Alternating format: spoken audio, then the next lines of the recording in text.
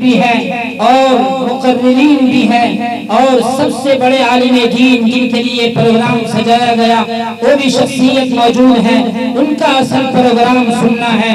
تو آپ حضرات دل جمی کے ساتھ بیٹھیں۔ میں درخواست کرتا ہوں جن کا نام اب خطابت کے لیے میں درخواست کرتا ہوں، چونکہ میں وقت زیادہ نہیں لینا چاہتا، بغیر کسی تمہید کے میں درخواست کرتا ہوں ایک عظیم مقرر خوش بیان حضرت مولانا خیر الدین صاحب قاسمی دامت برکاتہ العالیہ محتمم مدرسہ اشاعت العلوم ہندرپور، میں درخواست کرتا ہوں حضرت والا سے کہ آپ خطاب فرمائیں۔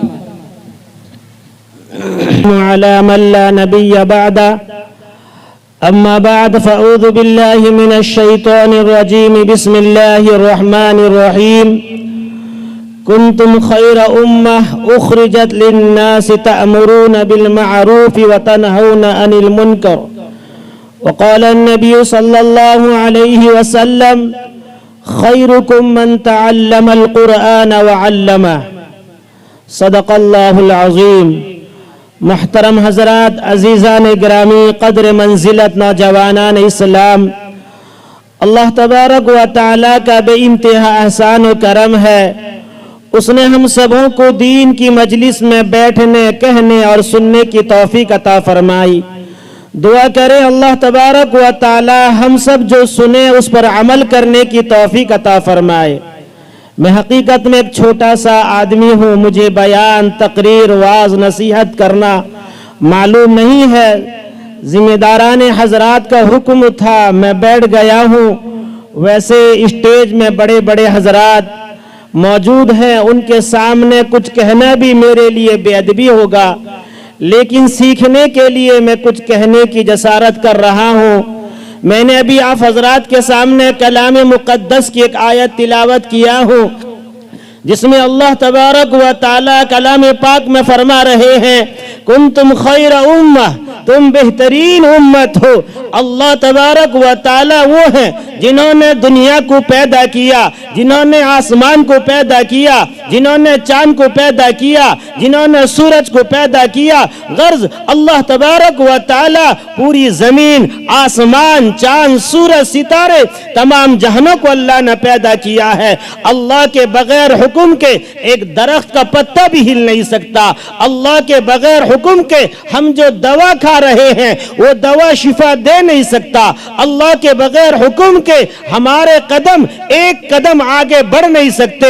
اللہ احکم الحاکمین ہے، اللہ پوری دنیا کے بادشاہ ہیں، اللہ پوری دنیا کو پیدا کیے ہیں۔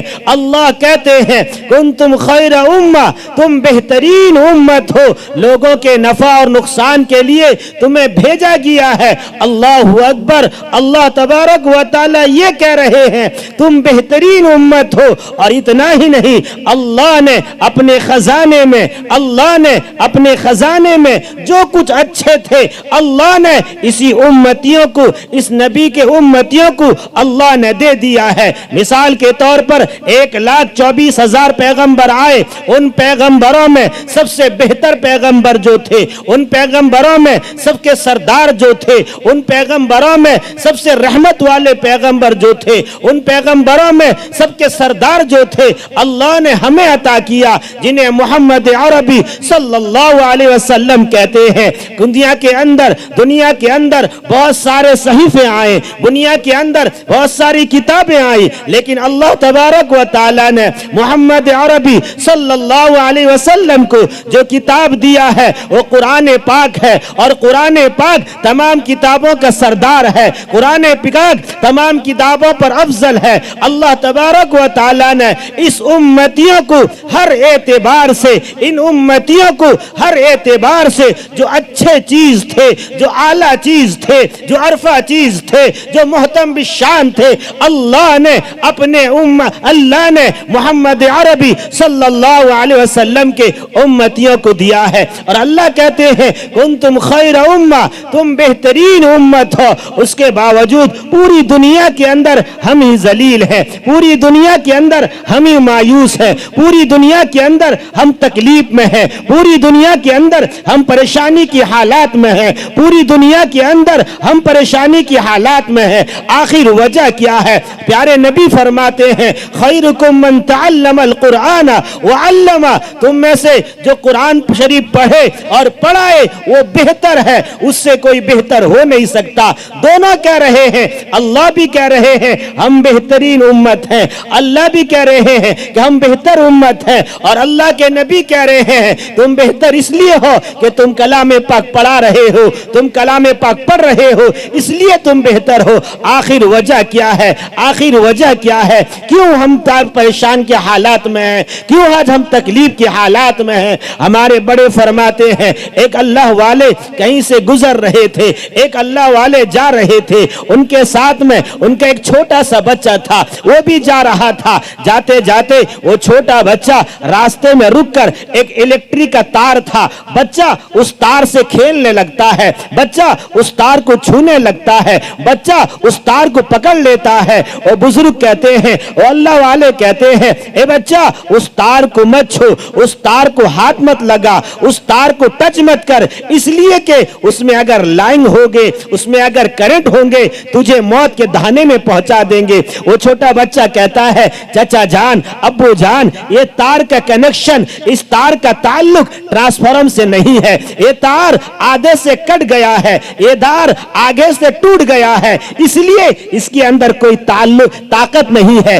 اس لیے اس کے اندر کوئی حیثیت نہیں ہے، یہ بے معنی ہو کر رہ گیا ہے۔ اللہ والا نے فرمایا کہ اسی طرح ہم امت مسلمہ کا تعلق آج کلام پاک سے نہیں ہے، امت مسلمہ کا تعلق آج مدارس سے نہیں ہے، امت مسلمہ کا تعلق آج مسجد سے نہیں ہے، امت مسلمہ کا تعلق آج دین سے نہیں ہے، شریعت سے نہیں ہے، اصول سے نہیں ہے، جس کی وجہ سے ہم پریشان ہیں۔ ہم کپڑا پہنتے ہیں، یہ کپڑے کی کوئی حیثیت نہیں ہے، اگر کپڑا خراب ہو جائے، کپڑا پرانا ہو جائے، کپڑا پھٹ جائے تو ہم کپڑے کو پھینک دیتے ہیں، ہم کپڑے کو نالی میں پھینک دیتے ہیں، ہم کپڑے کو دریا میں پھینک دیتے ہیں، ہم کپڑے کو کوڑے دان میں پھینک دیتے ہیں۔ لیکن وہی کپڑا جب کلام پاک کا جزدان بن جاتا ہے، وہی کپڑا جب کلام پاک کے ساتھ میں لگ جاتا ہے، وہی کپڑا جب خانہ کعبہ کا غلاف بن جاتا ہے، وہی کپڑا جب خانہ کعبہ کا غلاف بن جاتا ہے،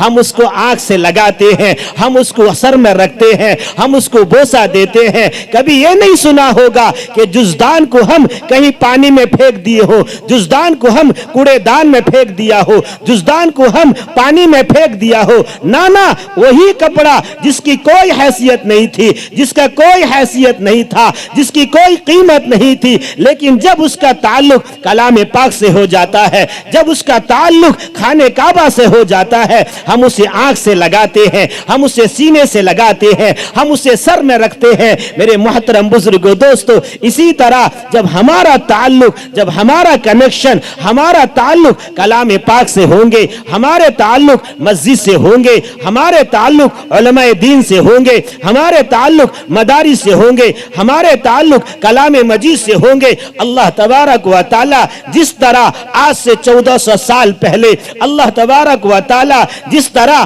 آج سے 1400 سال پہلے صحابہ کرام کو عزت دیے تھے، صحابہ کرام کو رفعت دیے تھے، صحابہ کرام کے مقام کو بلند کیا تھا، وہی اللہ آج بھی اسی پاور کے ساتھ میں، آج بھی اسی پاور کے ساتھ میں، اسی طاقت کے ساتھ میں، اسی حیثیت سے اللہ اسی طرح ہے۔ اللہ کے طاقت میں، اللہ کے طاقت میں، اللہ کے شان میں، اللہ کے بڑائی میں، اللہ کے کبریائی میں ایک رائی کے دانے کے برابر بھی کمی واقع نہیں ہوئی ہے۔ اللہ تبارک و تعالی فرماتے ہیں اگر پورے بندے، پورے انسان دنیا کے رہنے والے ایک ساتھ فرما بردار ہو جائیں، ایک ساتھ سجدہ کرنے والے ہو جائیں، ایک ساتھ نماز پڑھنے والے ہو جائیں، تو میری شان میں ایک رتی کے برابر بھی، میری شان میں ایک بال کے برابر بھی، میری شان میں ایک سرسوں کے دانے کے برابر بھی بڑائی بڑھ نہیں سکتی۔ اور اگر پوری دنیا والے میرے نافرمان بن جائیں،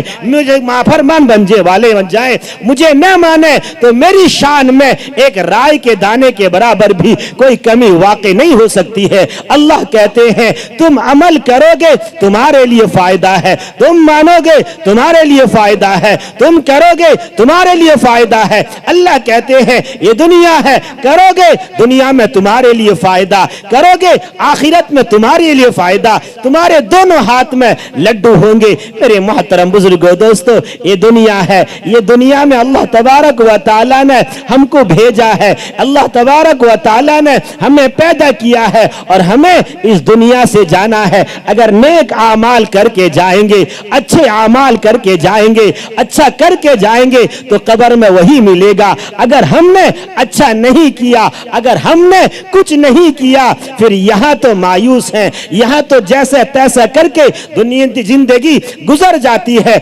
आखिरत में परेशानी ही परेशानी होगी। मेरे मोहतरम बुजुर्गों दोस्तों, दुनिया के अंदर वही लोग कामयाब हैं, वही लोग कामयाब हैं जो नेक अमल करते हैं, जो अच्छा अमल करते हैं, जो कलाम पाक पढ़ते हैं, जो मस्जिदों को आबाद करते हैं। इसके अलावा जो कुछ है वो अच्छा अमल नहीं करते हैं तो कामयाब नहीं है। अल्लाह तबारक व तआला मुझे भी और आप लोगों को दोनों को कहने सुनने से ज्यादा अमल की तौफीक अता फरमाए। वमा अलैना इल्लल बलाग।